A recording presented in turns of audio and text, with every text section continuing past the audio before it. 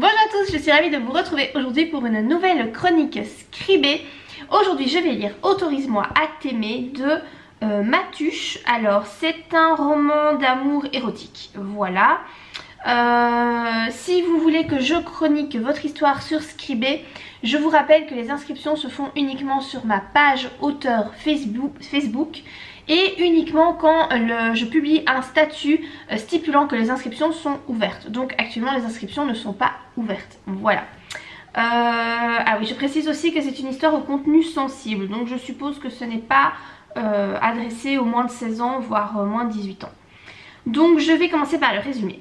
Samuel est un homme charismatique, brillant, arrogant et un brin mystérieux qui a tout pour réussir. Il se croit incapable d'éprouver des sentiments ou des émotions pour une femme depuis ce jour fatidique. Mais lorsqu'il rencontre Boucle d'Or, Samuel ne reste pas insensible. Toutes ses certitudes sont remises en question. Entre ces deux tempéraments explosifs commence un jeu du chat et de la souris où aucune règle n'est établie. Pourtant, l'attirance est immédiate. Les contraires s'attirent-ils vraiment? Alors attention, il y a une méga faute d'orthographe là qu'il faut absolument corriger parce que ça entache vraiment le texte dans ton avant-dernière phrase. Entre ces deux tempéraments explosifs, non c'est explosif, on dit un tempérament, c'est un nom masculin et en plus il faut un S puisque c'est deux tempéraments. Donc je trouve que c'est, enfin voilà, c'est très moche. C'est dommage parce qu'en fait je pense qu'il n'y a pas d'autres fautes. En tout cas, il m'a pas semblé qu'il y ait de faute vraiment, enfin ça m'a pas sauté aux yeux, mais alors par contre cette faute là il faut vraiment la corriger parce que ça entache tout. Alors le résumé est pas mal, il est un petit peu court, moi je rajouterai quand même peut-être un peu d'infos et je rajouterai peut-être justement un peu de précision par rapport à ta deuxième phrase. Il se croit incapable d'éprouver des sentiments ou des émotions pour une femme depuis ce jour fatidique. Il faudrait un petit peu préciser c'est quoi ce jour fatidique. Moi je mettrais depuis ce jour fatidique où tatatam, il s'est passé ça, je sais pas moi, ses parents sont morts, il y a eu un accident ou j'en sais rien. Mais il faudrait un peu préciser parce que là en fait on sent que tu lâches une info pour essayer d'appâter, mais c'est maladroit en fait. T'en dis pas assez pour appâter je trouve. C'est juste taper là, on voit que t'as pas envie de trop en dire, t'as pas envie de trop en divulguer, mais que t'as quand même envie d'appâter le lecteur, mais ça se ressent beaucoup trop. Moi ça je trouve que c'est... Voilà, je modifierai un petit peu ça, j'essaierai d'étoffer un petit peu le résumé parce que je trouve qu'il est un peu light, voilà. Mais sinon en globalité ça va, hein, mais corriger la faute d'orthographe, l'étoffer un petit peu et alors le jour fatidique donner quand même une petite info supplémentaire. Il y a un truc aussi qui me perturbe pas mal, mais bon ça voilà, c'est pas une faute, hein, mais tu écris Samuel avec un E à la fin et ça me perturbe énormément. Parce que, enfin, moi j'ai toujours connu ce prénom-là écrit sans E et avec un E, bah du coup ça fait féminin. Alors que, enfin, de ce que j'ai compris, c'est que, bah oui, c'est un homme, tu l'as dit dans le résumé. Je trouve ça particulier de mettre un E. Voilà, j'aurais mis un E si c'était une femme en fait, mais là c'est un homme donc. Je trouve ça particulier. C'est pas une faute parce que concrètement, au nom propre, il n'y a pas de faute. Voilà, c'est la règle. Mais moi ça me perturbe beaucoup. Voilà, je voulais juste soulever ça. Alors ici je trouve qu'il y a une phrase qui est un peu maladroite. Tu mets j'aperçois de nombreuses étoiles briller haut dans le ciel sombre. Je mettrai pas cette phrase parce que déjà j'aperçois de nombreuses étoiles briller haut. Ben oui, forcément elles ne vont pas briller bas, hein. Voilà, concrètement des étoiles c'est dans le ciel, donc c'est au-dessus de nous, donc c'est haut. Donc c'est inutile de le préciser. Dans le ciel sombre, on suppose bien que si on voit les étoiles, c'est qu'il fait nuit. Donc c'est pas utile de préciser que le ciel est sombre.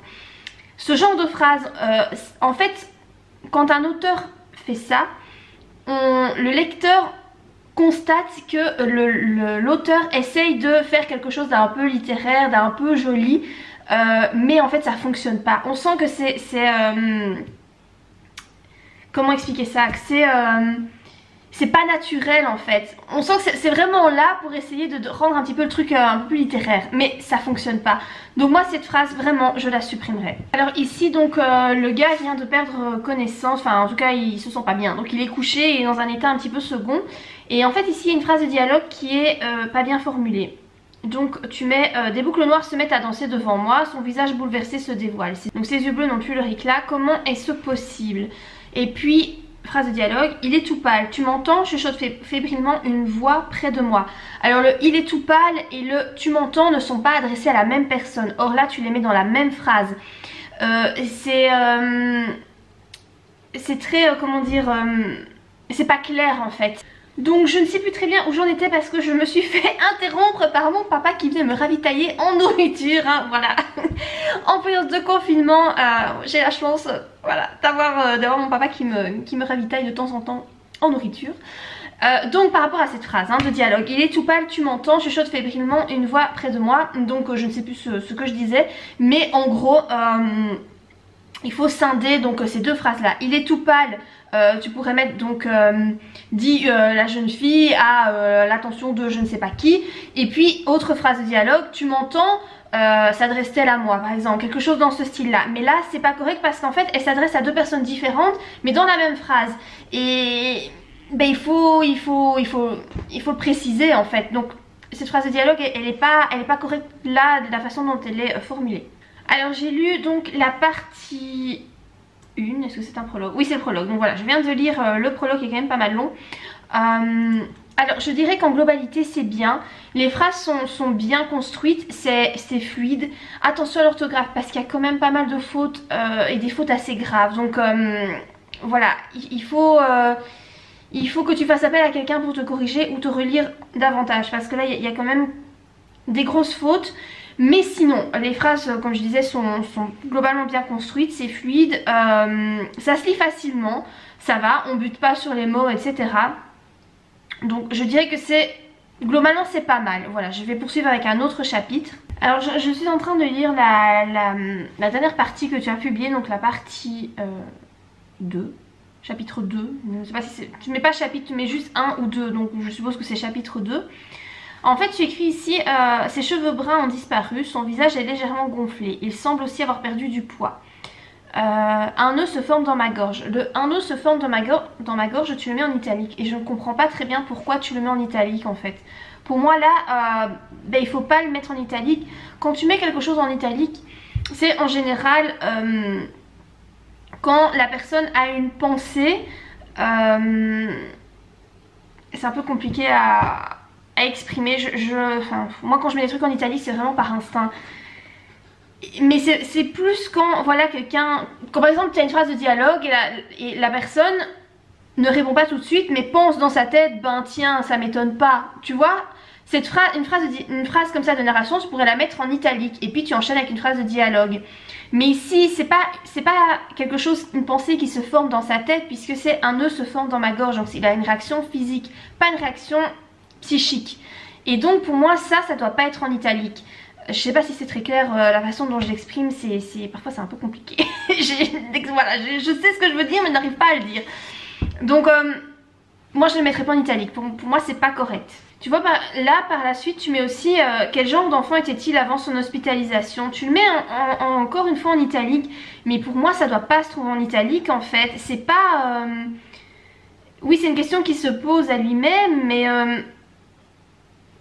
En fait je vois pas pourquoi tu mets ça en italique. Voilà. Je sais pas si c'est vraiment une faute en soi. Mais moi en tout cas je le mettrai pas du tout en italique. Je le mettrai voilà, en écriture normale quoi. Alors attention ici il y a une phrase mais en fait il n'y a pas de sujet, il n'y a pas de verbe donc ça va pas. Tu écris nous nous dirigeons vers sa chambre. Simon est faible et tient à peine sur ses jambes.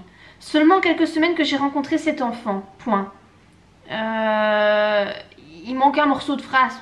Tu devrais plutôt mettre il y a seulement quelques semaines que j'ai rencontré cet enfant. Là c'est correct. Mais ici il manque un sujet et un verbe donc c'est pas bon cette phrase. Attention répétition, dans un paragraphe qui suit tu écris au milieu du chemin nous passons devant la salle de soins où sont installés des fauteuils. Je l'installe sur l'un d'eux avec précaution. Deux fois installé dans la même phrase en fait. Donc voilà ça va pas. Ici encore une fois c'est maladroit les termes que tu utilises. Tu mets j'ancre mon regard dans ces billes d'un bleu givré. Ces billes d'un bleu givré. Bon le bleu givré n'est pas n'est pas ennuyant ici, c'est pas ça, mais ces billes, bah c'est pas joli quoi. Faut mettre...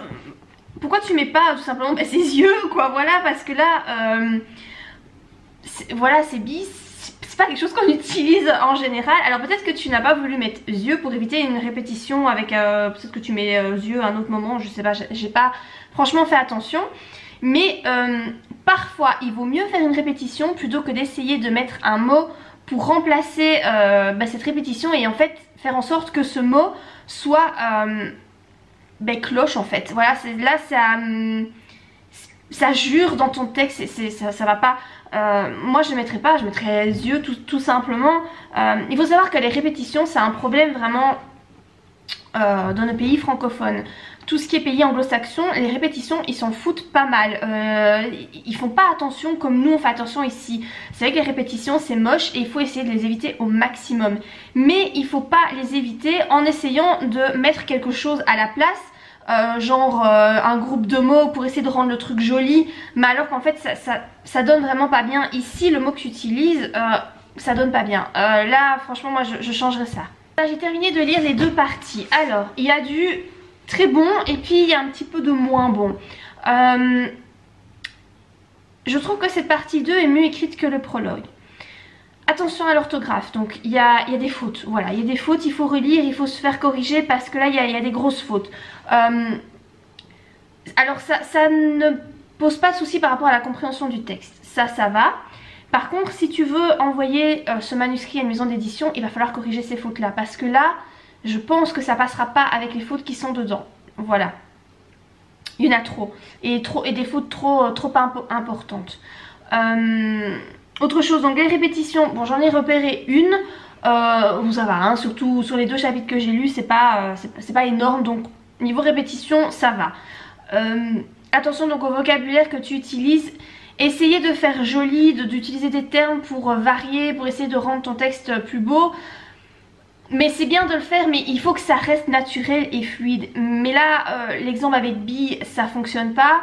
Et aussi donc dans ton prologue avec le fait que les étoiles étaient haut dans le ciel, sombre, machin, ça fonctionne pas. Donc ça, il faut faire attention à ça. Il faut que ton texte reste clair et reste fluide.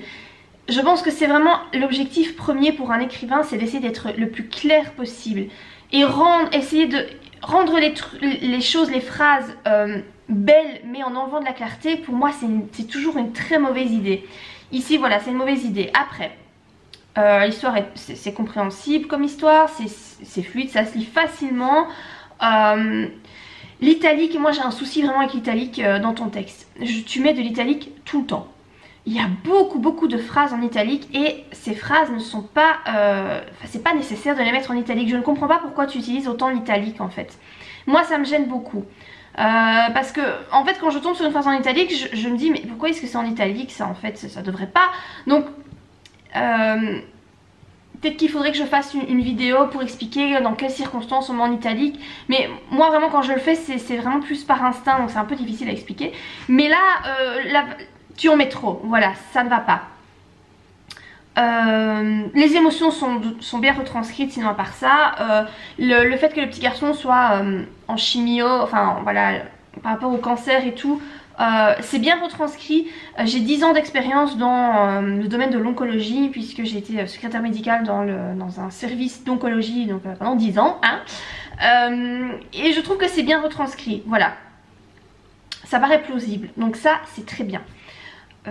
Voilà, moi je trouve que il y a une bonne base dans ton texte, vraiment une bonne base, quelques petits trucs à modifier, mais je pense que c'est facilement modifiable et que ça va pas te demander de gros efforts. Voilà, donc je pense que tu es bien parti avec ton histoire. Je ne peux que t'encourager parce que je trouve que cette base est franchement très correcte et quand tu auras fait quelques petites modifications pour rendre ton texte encore plus clair, je crois que ce sera vraiment très bien. Voilà. Bah écoute, si tu as des questions, n'hésite pas à me les laisser en commentaire. J'espère que cette vidéo t'aidera pour t'améliorer. Voilà. Si vous avez aimé la vidéo, n'oubliez pas de la liker. N'oubliez pas non plus de vous abonner à ma chaîne si vous voulez eh bien, recevoir d'autres chroniques scribées. Et bah moi je vous dis en tout cas à très bientôt pour de prochaines vidéos. Bye!